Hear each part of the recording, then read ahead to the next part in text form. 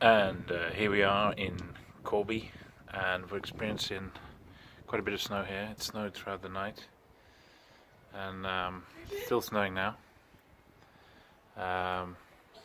0 degrees, and there's plenty of snow right up to our doorway there. So it's quite thick in some places.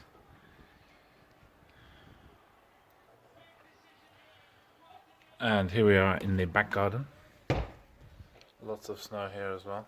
I think some people are playing snowball fights in neighboring gardens. But you can see the skateboard is totally engulfed.